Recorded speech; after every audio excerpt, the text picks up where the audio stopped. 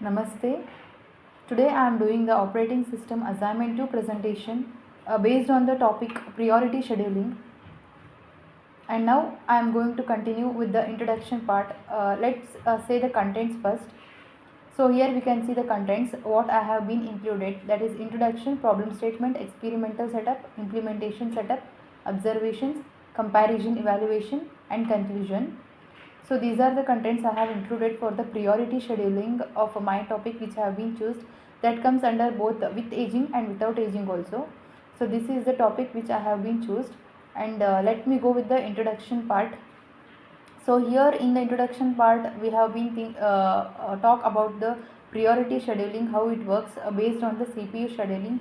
That means this mechanism works on the operating system that decides which process is ready to located in the ready queue or else have to be executed. That means in priority scheduling as a non-primitive, when the CPU will be executing the instruction, other process which comes into it will first get located in the CPU processing waiting time. That means the priority will be given based on how it works. If priority is less for the one CPU, then the first that will be executed and then it goes to the higher priority. That means if for example processor 1 is of priority 1 and processor 2 is of priority 4, the processor 1 is less, right? That means it has only one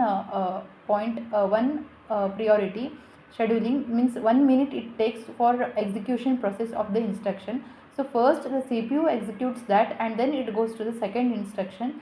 This is what we have included in introduction, and also it provides the way of optical aging to avoid the starvation at each scheduling decision and ready process with the highest priority selected. Okay, in this case it prevents the starvation by selecting the less priority value, because while executing the CPU process, which is the less time that is executed by the CPU, which is less time executing process instruction, that will be executed by the CPU.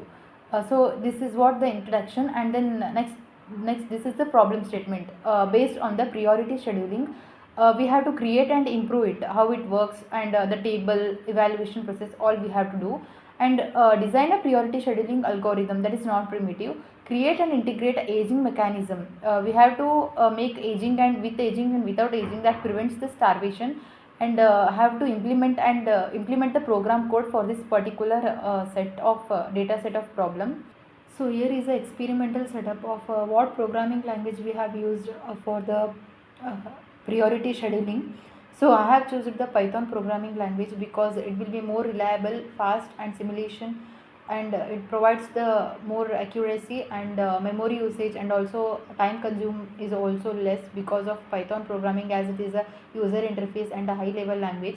So I have chosen programming language as a Python, and I have run this programming language in the Python online compiler that will be easy to run and execute. And the dataset description I have included is for arrival time, burst time and initial priority. Arrival time is nothing but when the instruction for the CPU comes in or takes in through it, and burst time is nothing but how much time does it takes to execute the instruction after when it arrival, and initial priority is nothing but the first priority which will be given to the particular processor. That means here we can see, right, that means in set A we can see that processor and arrival time, burst time and also priority. Here P1 is having a priority 2 and P2 is having a priority 1. As P2 is having 1, that is a less, right? So that is considered as a higher priority, and that will be chosen from the CPU first, that is executed first, and then goes to the next it goes to the P1, because P1 and P4 is having same priority, but the table chosen first P1 will be executed first and then it will go for the P4. At last P3 will be executed because it has 3 light, that is very less priority. So next part is of implementation setup.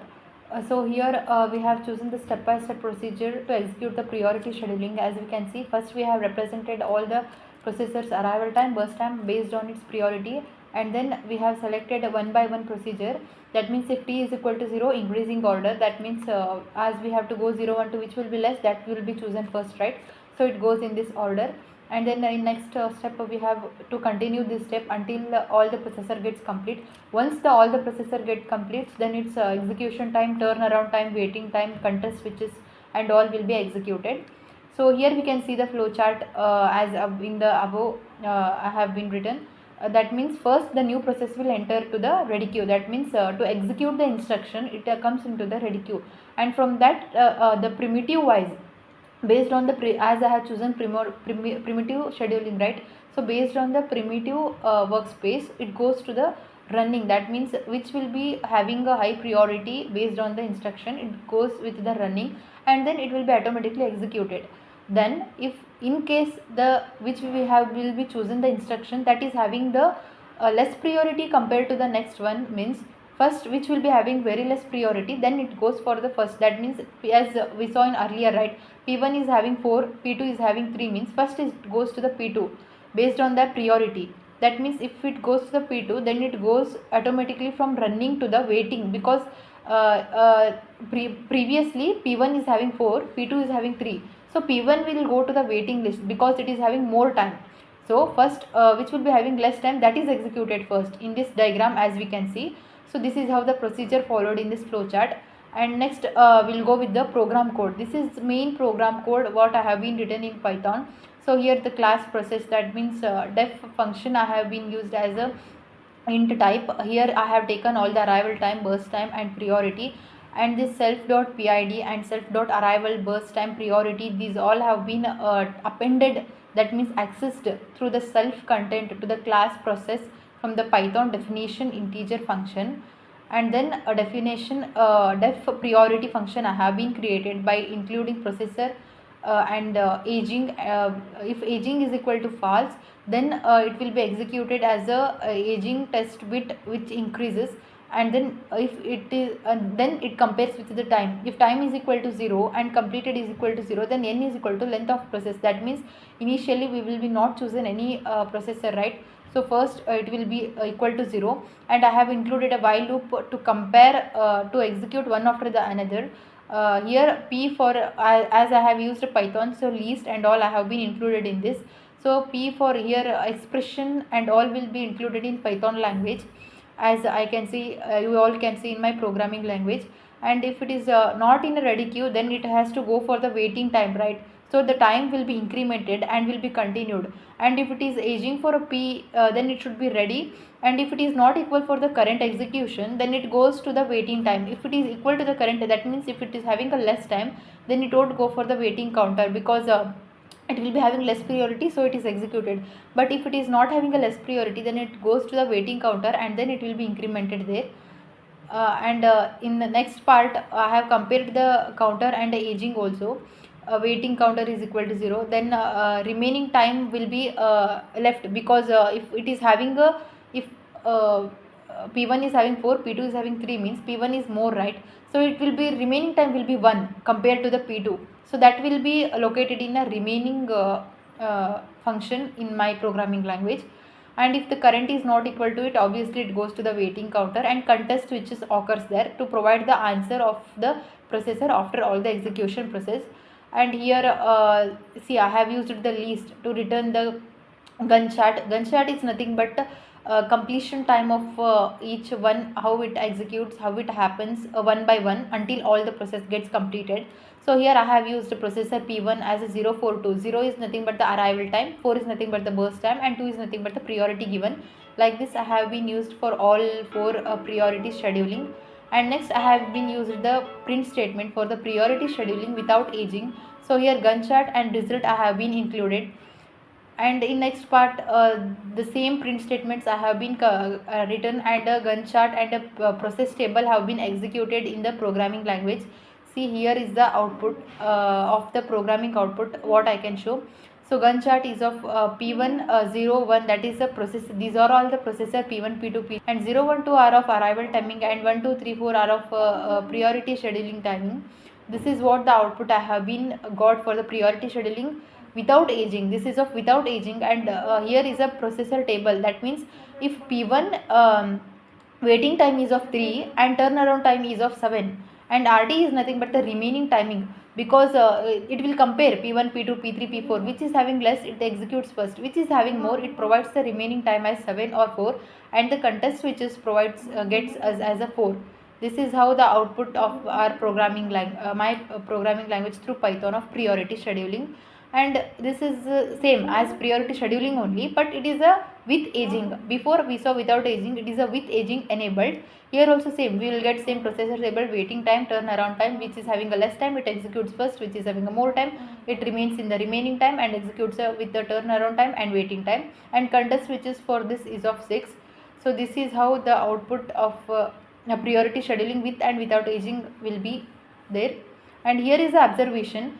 So according to this, for priority scheduling, what we can observe is that uh, after execution process we will get a waiting time, right? Because if one CPU instruction is executing means another has must and should wait. There is no any other option, because first one instruction should be completed as it is a non-primitive. So then it goes for the turnaround time. In turnaround time, we'll get a total average of all the processors turnaround time and average of waiting time and response time, context switches, CPU utilization, how much memory does the CPU utilize for this process, all will be we will observe here. And also contest switches with the remaining time also we can observe here, because if one is having more 8, if one is P1 is having 8, P2 is having 4 means obviously P1 has to wait because it is having 8, right? So P2 is having 4 means 4 time will be remaining compared to P2. So this is called remaining time. This also we have been observed here. And aging without aging sometimes increased or decreased based on the context switches, depending upon the timing how it consumes less or consumes more. Based upon that, the priority scheduling context switches timing will be given. And now will comparison evaluation. That means we have included some of the comparison for the data set, process table, aging time, average waiting time, average turnaround time, and these all remarks have been included in this table. We can see for the small data sets it is of less time, and for the high priority it is more than the small data set, and for the very low priorities it is medium, that means moderate compared to the process levels. And for all high priorities it is for the comparison evaluation is of low, moderate. In this way the comparison evaluation table occurs based on the processors and based on the data sets what will be given. Main is this, because if we have given 6 to 7 process means the data set is obviously more, right, large. If we are given 2 to 3 means the data set process will be low and the time consumance is low, memory utilization is low, turnaround time, waiting time will get very less compared to the high large data set. This is what the process of comparison evaluation based on the data sets for the priority scheduling. And at last we go through the conclusion part. Means at last what I have been concluded is with aging, without aging, if we compare it based on the primitive priority scheduling. So here with aging, without aging we compared. Without aging is a better. If with aging we can included means there what happens, we won't get a proper execution process or interrupt process may happen.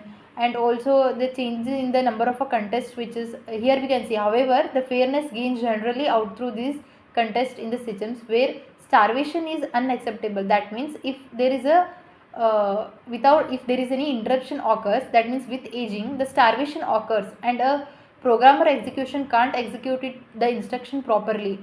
And if we are using without aging means this we can prevent the starvation and the execution process of the each instruction will be executed as easier as possible.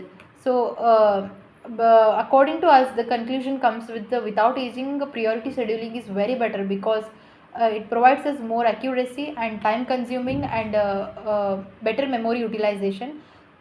So again let me show this execution of the program also as live.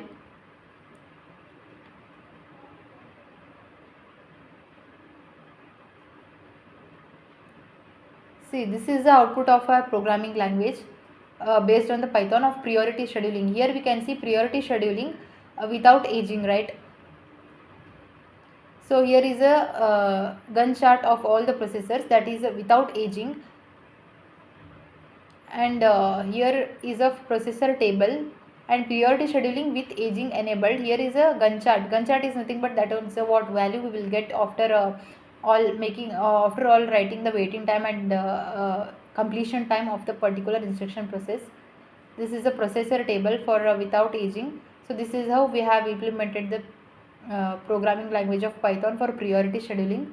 So with this I'm going to conclude my assignment 2 operating system presentation based on a topic priority scheduling. Thank you one and all.